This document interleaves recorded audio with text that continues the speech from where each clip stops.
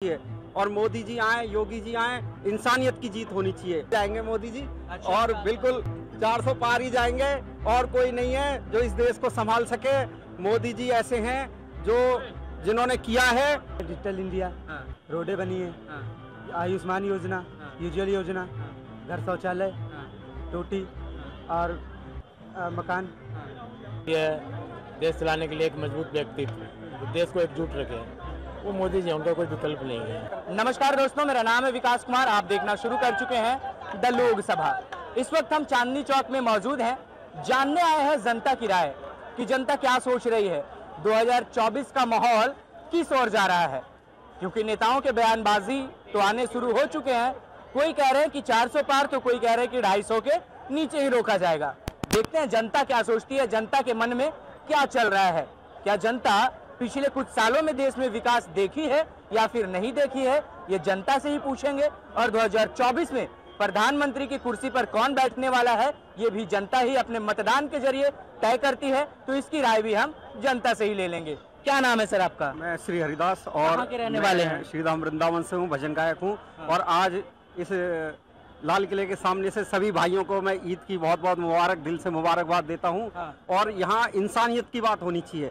हमारे मोदी जी आए और मोदी जी ने इसी लाल किले से कहा था कि मेरी सभी मुस्लिम हिंदू बहन बेटियों, मैं यहाँ का प्रधान सेवक हूँ, ना कि प्रधानमंत्री। और इस देश को फकीरी चला सकते हैं। और परिवारवाद वालों ने बहुत चलाया इस देश को। लेकिन आप देखिए, एक आया था आम आदमी बन के, वो आम आदमी से अंगूर बन गए हैं। और झाड़ू से लेके शराब तक की राजनीति हुई। क्या मिला देश को? कुछ नहीं मिला। तो इसलिए आम आदमी, जनता को ठगा जाता है। जनता तो समझ लीजिए, आज हम इंसानियत की बात होनी चाहिए। और मोदी जी आए, योगी जी आए, इंसानियत की जीत होनी चाहिए।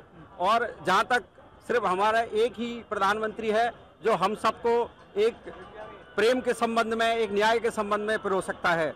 और बाकी सभी भाईजान खड़े हैं और मेरा सभी का मानना है कि हम सब एक हम हैं। ऐसे हिंदू में से मुसलमान हम हैं, तो हम सब हैं। तो हिंदू, मुस्लिम, सिख, ईसाई आपस में सब भाई भाई, ये तो होता ही है। फिलहाल आते हैं 24 चुनाव पे। 400 पार के नारे लग रहे हैं। जनता क्या तय कर रही है? 400 पार ही जाएंगे मोदी जी। और बिल्कुल 400 पार ही जाएंगे और कोई नहीं है जो इस देश को संभाल सके। मोदी जी ऐसे हैं जो जिन्होंने किया है और जिन्होंने बहुत कुछ किया है। न्याय नीति को आगे लेके आए हैं। और चुनाव रणनीति यही कह रही है, हमारे देश का आम नागरिक भारत यही कह रहा है, पूरा भारत, कि इस बार 400 के पार। अंकित चौधरी। कहाँ के रहने वाले हैं? अयोध्या के रहने वाले हैं। क्या सोच रहे हैं? 400 पार के नारे लग रहे हैं, 400 पार आ जाएगा? बिल्कुल जी। क्यों आना चाहिए 400 पार? विकास के नाम पर। विकास के नाम पर? बिल्कुल। क्या विकास हुआ है कुछ, वो भी जाने हम। बहुत विकास हुआ है। क्या कुछ 2-4 विकास हमें भी बताइए। मेकिंग इंडिया, डिजिटल इंडिया, रोडें बनी है, आयुष्मान योजना, यूजुअल योजना, घर शौचालय, टोटी और मकान। 80 करोड़ लोगों, 140 करोड़ लोगों को राशन। और 80 करोड़ लोगों को मिल रहा है राशन पानी? 140 करोड़ लोगों को। सारे लोग नहीं लेते हैं ना, बीपीएल लेते हैं, बिलो पॉवर्टी लेवल जो लोग हैं। हाँ, वो नहीं लेते होंगे, अब उनकी मर्जी है। बाकी हम तो ले रहे हैं। राहुल गांधी कैसे लगते हैं आपको? बिल्कुल अच्छे नहीं। बिल्कुल अच्छे नहीं लगते? बिल्कुल। क्यों?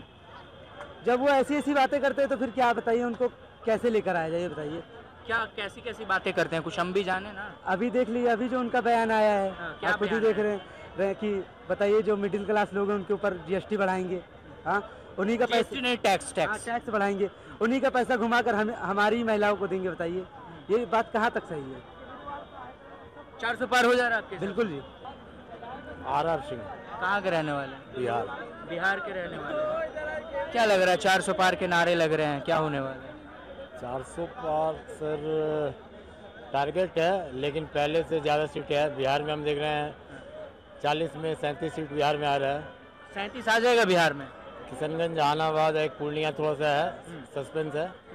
तो 37 बिहार में पक्का है। 38 है, पूर्णिया भी डाउटफुल है। वोट बटेगा, एम भाई तेजस्वी पूरा जोर लगा रहा है पप्पू यादव को हराने के लिए। तो 38 सीट तो बिहार में पक्का है। पूरा नजर रखते हैं, ऐसी हवाबाजी बात नहीं है। जैसा माहौल चल रहा है, जैसी हवा बनाई गई है, क्या लगता है उस अनुसार सरकारें काम की है पिछले 10 सालों में? सर हमारे हिसाब से काम किया है। हम खुद व्यक्तिगत 32 साल से ट्रैवल कर रहा हूँ, तो सब तरह का सर्कल मेंटेन करता हूँ। बहुत बदलाव है व्यवस्था में। सबसे बड़ी बात होती है देश चलाने के लिए एक मजबूत व्यक्तित्व जो देश को एकजुट रखे, वो मोदी जी, उनका कोई विकल्प नहीं है। मोदी जी का कोई विकल्प नहीं है। नहीं है। राहुल गांधी तो है विकल्प सामने विपक्ष में। अगर वो विकल्प होते तो अमेठी से वायनाड नहीं जाते, बनारस जाते, मजबूती से खड़ा होके वहीं मोदी जी को हरा के और परचम लहरा देते हैं। उन्हें वायनाड जाने की जरूरत नहीं थी, वो पहले ही हार मान गए, ये हमारी मान्यता है। वो पहले ही हार मान गए तभी वायनाड गए, नहीं तो बनारस जाते हो। देश में क्या क्या विकास हुआ है पिछले 10 सालों में? सर ज़्यादा तो हमें नहीं नॉलेज है, देखते नहीं है, लेकिन हम रेलवे में ट्रैवल करते हैं, बहुत बदलाव आया है। जीएसटी वगैरह सब व्यापारियों में हम व्यापार करते हैं, जीएसटी कलेक्शन, बहुत जागरूकता है। हम सोना चांदी के व्यापार में काफ़ी वो मोदी जी ने हर क्षेत्र में सिकंजा कसा, व्यापारियों में खौफ आया, जीएसटी भरने लग गया। पहले सोना चांदी में बहुत उलटफेर था, अब क्वालिटी प्रोडक्ट अवेयरनेस है, हर क्षेत्र में अवेयरनेस है। मतलब सब क्षेत्र में सुधार हो रही है, हर एक क्षेत्र में। और ज़्यादा नॉलेज नहीं है लेकिन सुधार है हर क्षेत्र में।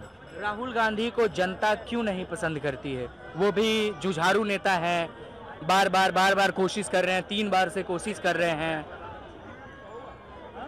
गट्स होना चाहिए सर, कोशिश कर रहे हैं ना, उनकी अपनी कमी है। जनता तो पसंद करेगी जिसमें गट्स होगा।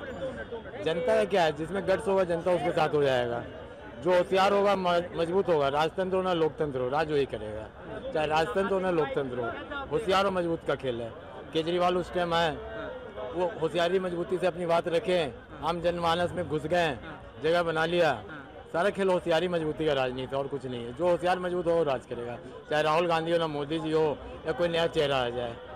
एक आरोप बहुत ज्यादा इस सरकार पर लगते रहा है कि ये सरकार जब से आई है हिंदू मुस्लिम बहुत ज्यादा करने लगे। नहीं, हम पूरी इंडिया ट्रैवल करते हैं, ये राजनीतिक चर्चा का विषय है। और कहीं हिंदू मुस्लिम नहीं है, आप कहीं घूम लो, कोई हिंदू मुस्लिम नहीं है।